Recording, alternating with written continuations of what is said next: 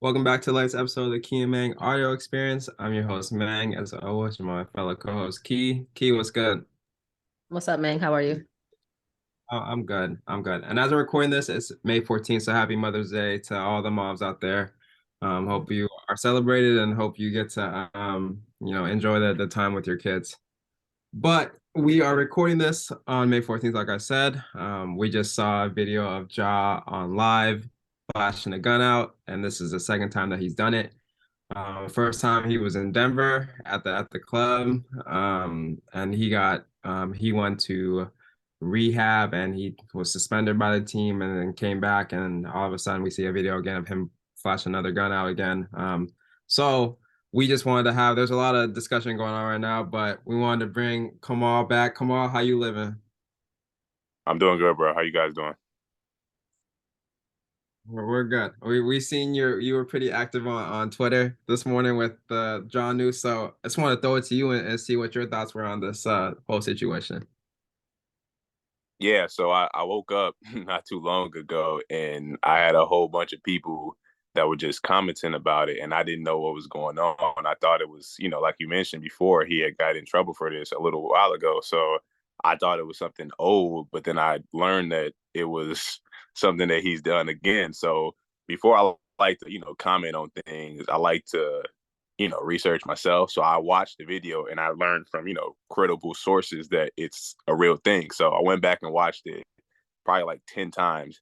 And once I watched it, I work with high school athletes. So I just felt like it was important for me to go ahead and state my opinion.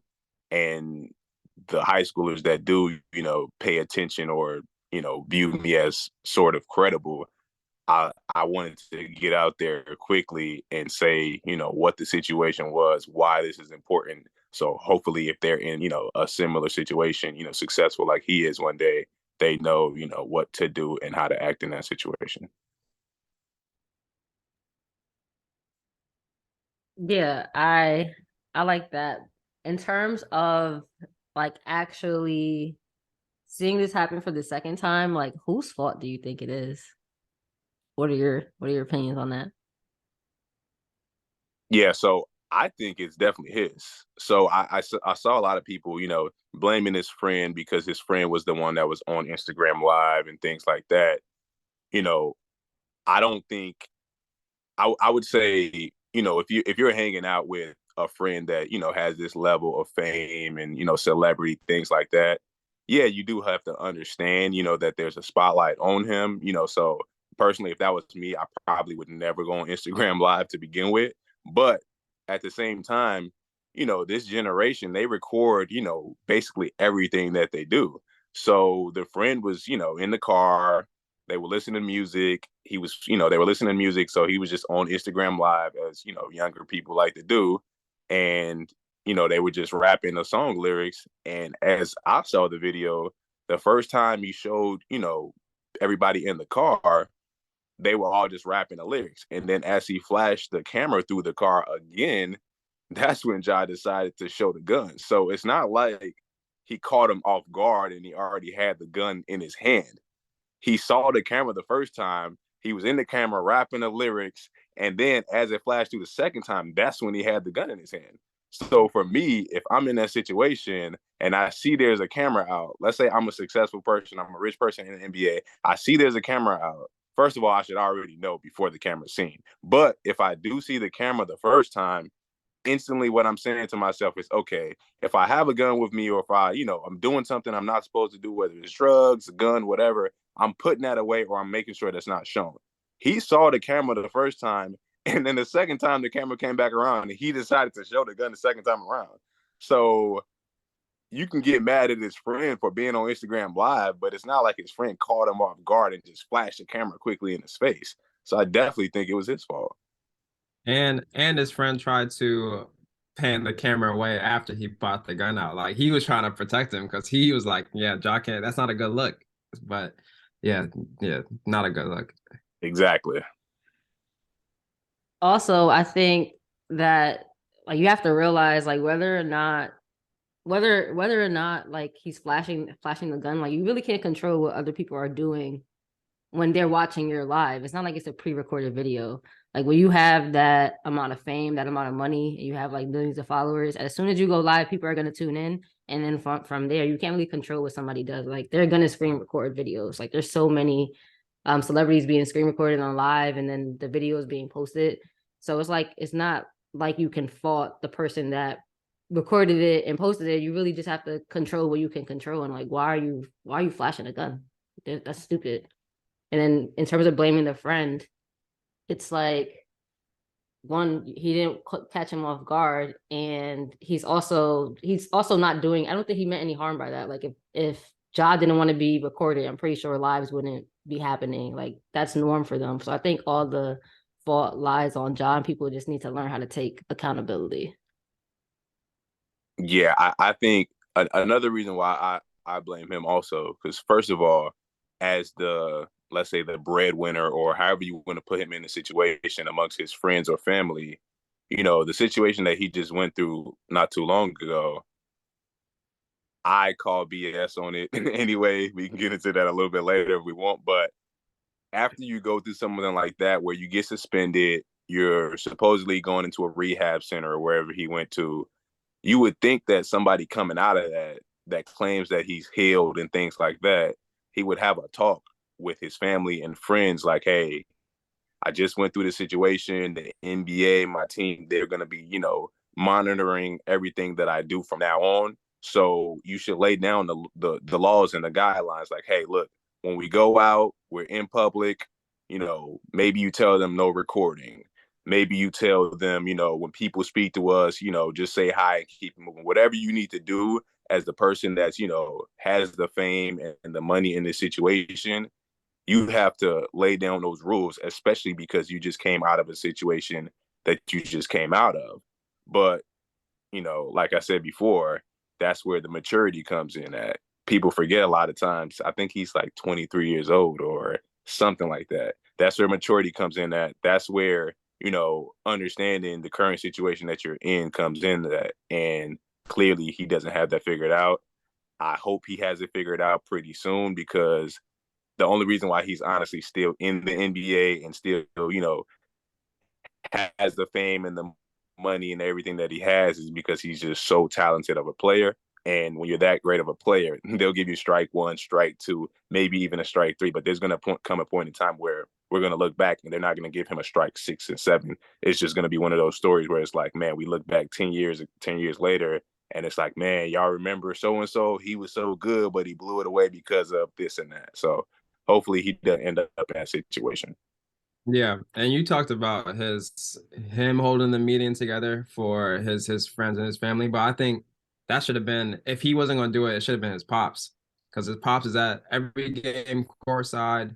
His pops is older. He's been around the block. Like he should be looking out for his son's best interest. Be like, yo, Ja, like you making all this money and all this fame, all this success is coming your way, and you deserve it, but we have to protect it. And they seem like they're boys. Like I don't know their situation, but they seem like they're boys. And I think that should have been it. Maybe he has. I don't know. Maybe he has had that conversation with him and Josh just not listening. But I think it seems like their bond is pretty close. Where if Josh's dad was going to say something, that he'd listen to him. I think I agree with you. Those ground rules should have been set after the first time.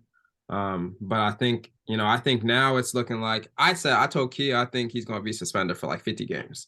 Like he's missing a lot of next year because this is a serious topic. You're not helping the image of the league. You're in the like, especially with the climate that we're in right now. Like I think, and the fact that he went to the rehab joint the first time and it wasn't successful. It seemed like he came out and did the interview with Jalen for clout, just to kind of re-image, like kind of repair his name a little bit. But obviously the actions aren't being followed for what he said, and he wanted to take account. He said he's going to take accountability for his actions. So I think they're about to lay down a heavy punishment for him coming up, and I think that's on him, and the people that he got around. So I think I blame him. I blame the people around him. I think he got to think about the bigger impact that he has, and the impact that he has on this generation and the generation coming up after him.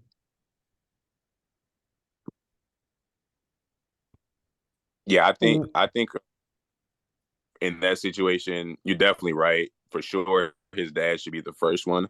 And like you said, they do seem like they're pretty close. I don't know what kind of father he is, so I don't want to, say he's not doing the job and things like that. But you can look at it one of two ways. It could either be, like you said, yes, his dad told him, you need to be doing this and that. You shouldn't be doing whatever you're doing. Maybe that's the route he's taking. Or it could be the other route where, like I said, you have a person in the family or amongst the group that's making all the money and allowing everyone to live this lifestyle that they probably would not have been able to otherwise, where nobody tells him what to do. You know what I mean? Like nobody tells him, you shouldn't be doing whatever you're doing because if you upset him, this lifestyle that you currently have is now gone. You know what I mean? So that comes with not only, first generation millionaires, that comes with anybody that has any kind of, fame or celebrity. It's like nobody in our family has ever had this amount of money before. He finally has it. We can't upset him because if you lose that relationship with him, this lifestyle that you have is gone and you're probably not going to find it from anybody else. So you see that a lot of times with athletes mainly, but also other kind of celebrities where everybody in their group doesn't tell them what to do, what's right or wrong. They have a bunch of yes men and women around them that's just going to say yes to everything that they do. So when I think about this kind of situation, I automatically think about LeBron James, which is the total opposite. And that's why, like, whether you're a fan of his or not, I never was like I was always a Kobe guy, but I was never a LeBron guy. But the amount of respect I have for him is through the roof because you never see him in situations like this. Everybody that hangs around him, I don't know if he's like had talks with them, but they just never find themselves in these kind of situations. So not only do these things not happen to him, he also elevates them to another level. And you see them owning their own businesses and being agents and, running companies. So it's like you have two opposite effects where you have a young person where nobody tells him what to do and he's just running the whole thing. And then you have the opposite end where you have someone that came in even younger than him, but he figured out from the beginning, I have to have everybody around me act accordingly. So it's a thing that we see a lot in different kind of communities, but mainly amongst you know people that get rich really young. What do you think of like the narrative? Like I'm seeing this a lot on my timeline. Like if it was a white player, it would be a little different. Like, what are your thoughts on that? Because I think that no matter how much money you have, no matter your status, I think as a black person, a minority, I think you have to move differently regardless. And then when you get to the stage of you have a lot of fame, a lot of money, I think there's people that want to see your downfall just because of the color of your skin. So you have to like move differently. So I think yes, it would be a little bit different, but I think just the NBA would have to like cover their ass and discipline them in some way. But I still think that as a black person, you have to know you got to move different. Like it's common knowledge. So what are your Yeah, thoughts? yeah. I think it is different, and I think it should be different because first of all, a lot of times, if we're talking about sports, specifically basketball, it's mainly African American. And let's be honest, a lot of times, the ones that are not, I'm not saying they all come from a lot of money, but a lot of times they come from more money than the younger guys that come in the NBA have. So when you get a guy that comes from money and now has even more money, it's not the same as a guy that came from nothing and has millions of dollars. You know what I mean? So like they always say, act like you've been there. But for most of the NBA guys, they haven't been there. So it's kind of hard to act like you've been there when you've never had money before, you've never had fame. And now that you're, in your early 20s, you've had, some sort of fame since you were probably 17, 18. And from that point on, everybody knew you were going to the NBA and nobody tells you what to do. So it's a situation where they've never had anything and they got to learn on the fly. Their dad, their grandparents weren't millionaires, so they can't tell them how to act when you have money. They can tell you how they think you should act, but they've never had millions of dollars. So hopefully it's a process where you have to mature on your own and hopefully you still have a couple of people that you do listen to. So yeah, it's definitely treated differently because first of all, they don't have money to begin with. but also he's not the first person to be in this kind of situation. You know what I mean? Like, we as people that don't know him, that hopefully, try to speak on it, would hope that he listens to what the general public says, but none of us are going to talk to him directly.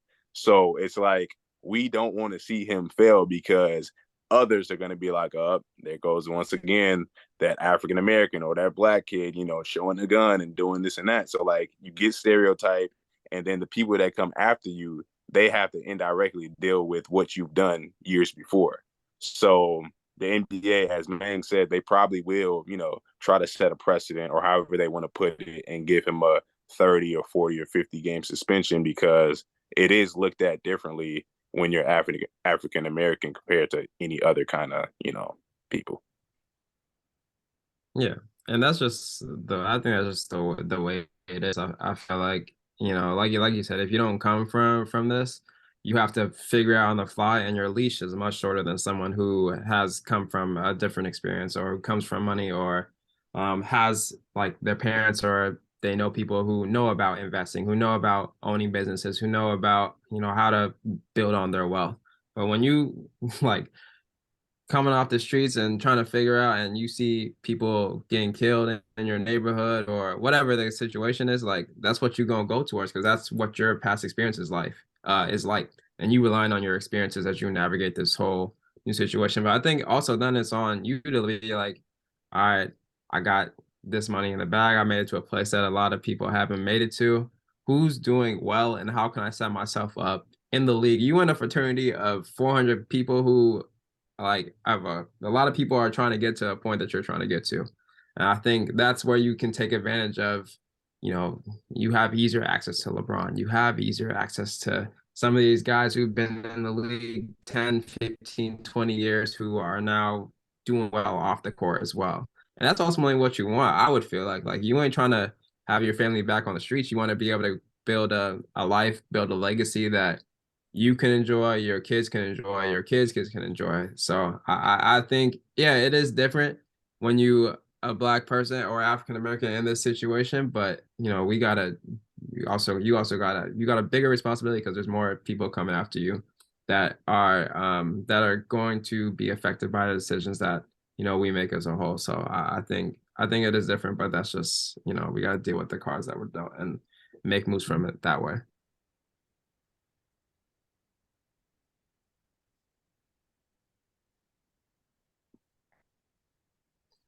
Cool. Um, Come on, anything else you want to add before we close it out here?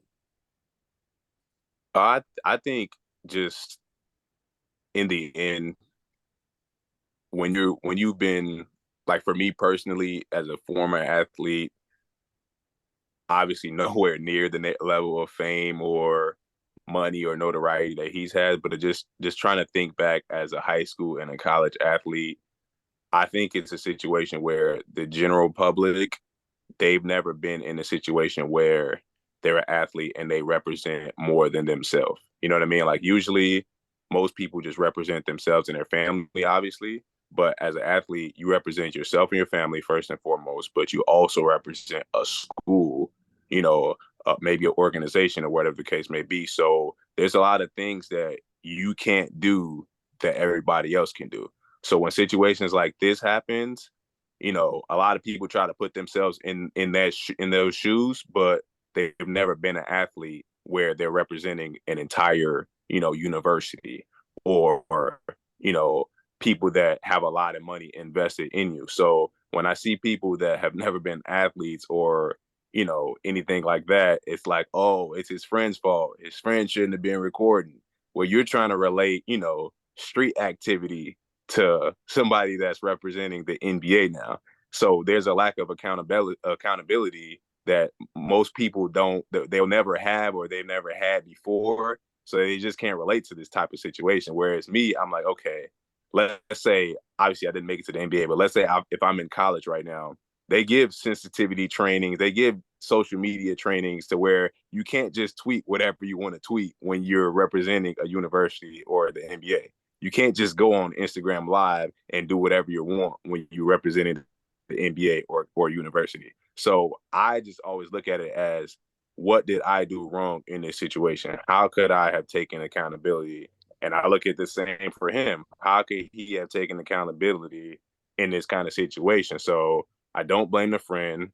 I blame him. And in the end, hopefully, this is his second strike. Hopefully, he learns from this. And hopefully, in the future, like I said before, he lays down these rules and these guidelines to where we look back and it's like, man, thank God he finally figured it out. More so, it's like, hopefully, it's not, oh man, he could have been great, but he ruined his career. So that's just my whole thoughts on the whole thing. And hopefully, he just figures it out soon. Yeah, absolutely. I think it's bigger than sports, and I hope that he's able to realize the impact that he has on his family, his friends, the league, and the people that are watching him. And we wish him all the best. We don't want to see him go down this track that he's going down. We hope it doesn't jeopardize his career. Hope he's able to turn it around. But yeah, no, just appreciate your thoughts and being able to contribute to this kind of impromptu episode. But we'll catch y'all on the next episode of the Key and Mang Audio Experience.